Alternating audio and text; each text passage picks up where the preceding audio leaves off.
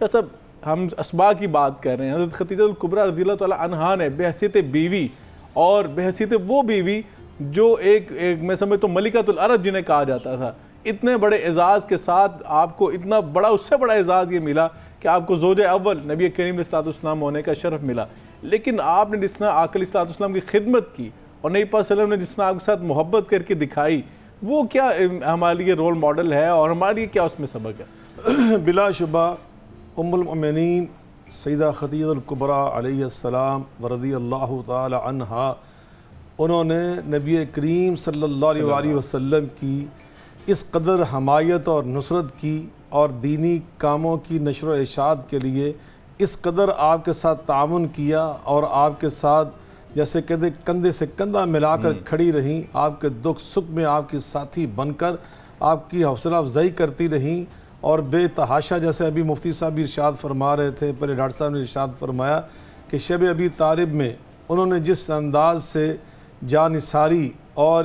میں سمجھتا ہوں کہ انتہا درجے کی قربانی پیش کی ہے، ان ساری خوبیوں کی وجہ سے ایک موقع پر نبی کریم علیہ السلام نے فرمایا، ام المؤمنین سیدہ عائشہ صدیقہ رضی اللہ عنہا فرماتی ہیں کہ میں نے ایک دن ما غرت علی احد من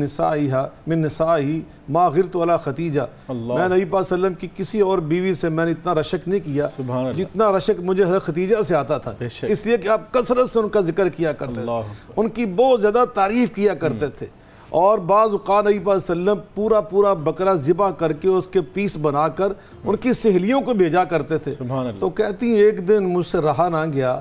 تو میری زبان سے نکل ہی گیا کہ حل کانت الا عجوزا، اللہ کے رسول ایک بوڑھی آپ کی بیوی، قد عبد اللہ لک خیر منہا، اللہ نے آپ کو ان سے بہتر نوجوان بیویاں عطا کر دیں. تو میرے آقا نے فرمایا لا واللہ، اے عائشہ اللہ کی قسم ایسا نہیں ہے، کانت و کانت، وہ تو ایسی تھی، وہ تو ایسی تھی، وکان علی منہا ولد، اللہ نے تو مجھے اولاد بھی انہی سے عطا کی، اور آپ کی پھر بے شمار خوبیاں بیان کرنا شروع کر دی. اور وہاں آپ نے فرمایا تھا کہ اے عائشہ خدیجہ وہ خدیجہ تھی کہ جب سب لوگ میری تکذیب کر رہے تھے، صدقتنی، وہ میری تصدیق کر رہی تھی، جب لوگ میری راہ میں روڑے اٹکا رہے تھے، وواستنی بمالہا، تو اس نے اپنا سارا مال و دولت میرے قدموں پہ نچھاور کر دیا، میری دعوت پہ اس نے لگا دیا. تو وہ حضرت خدیجہ کی اتنی قربانیاں تھی. اسی بنا پر ایک دن یعنی صحیح حدیث ہے، صحیحین میں یہ موجود ہے، نبی کریم علیہ السلام کا کھانا لے کر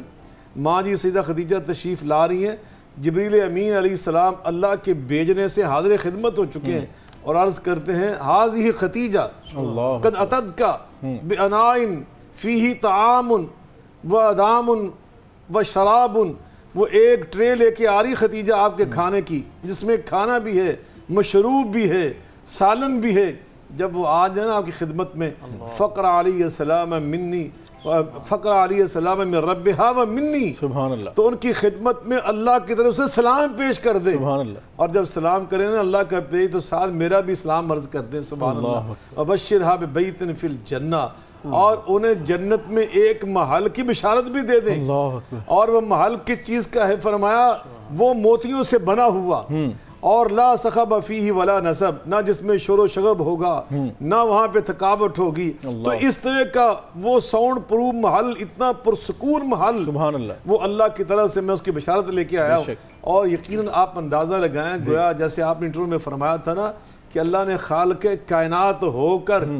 حضرت خدیجہ کی دینی قربانیوں کو دیکھ کر، اپنے محبوب سے والہانہ محبت کو دیکھ کر، خود اللہ نے اللہ کی حیثیت سے فرمایا اے خدیجہ میں تیری قربانیوں پر تیری عظمت کو سلام پیش کرتا ہوں. علیہ السلام ہم اسی لیے کہتے ہیں کہ اللہ نے ان کو فرمایا کہ اس کے اوپر میری طرف سے سلام ہو. وہ علیہ السلام ہے، رضی اللہ تعالی عنہا ہے، وہ ام المؤمنین ہیں. اور نبی پاک علیہ السلام نے ان کے بارے میں ارشاد فرمایا خیر نسائہا مریم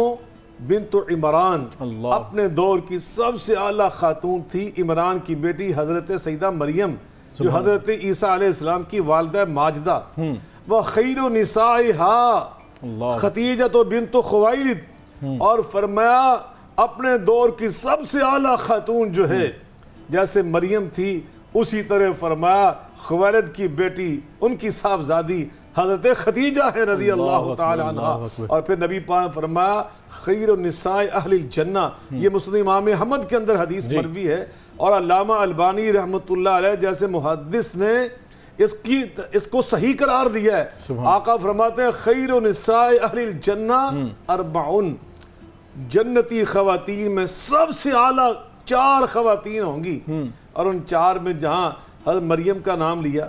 جہاں پہ حضرت آسیہ کا نام لیا، آپ اندازہ لگائے تو وہاں رسول اللہ صلی اللہ علیہ وسلم نے اس حدیث پاک میں 2 جو اور نام لیے ہیں، ایک حضرت خدیجہ کا نام لیا، ایک بنت محمد مصطفیٰ سیدہ فاطمہ الزہرا کا نام لیا، صلوات اللہ وسلام. یعنی کس قدر نبی صلی اللہ علیہ وسلم پہ اللہ کی سلامتی ہو اور اللہ کی درود اور رحمتیں ہوں، اور ان کی آل پر، ان کے صحاب پر، امہات المؤمنین پر، آپ کے ازواج مطہرات پر اللہ کی طرف سے سلامتی نازل ہو. تو یقیناً اللہ ان سب سے راضی ہوا رضی اللہ عنہ. یقیناً یہ کتنا بڑا اعزاز ہے شاہ صاحب. اور یقیناً خدیجہ الکبریٰ نے نبی پاک جو محبت کر کے دکھائی، جو عقیدت کر کے دکھائی، اور جو پھر اللہ تعالیٰ نے اعزاز دیا، اور خود رسول اللہ صلی اللہ علیہ وسلم کی زبان نبوت نے جو ان کے اعزازات سے نوازا، یقیناً میں سمجھتا ہوں کہ شرف کی بات تھی، اعزاز کی بات تھی.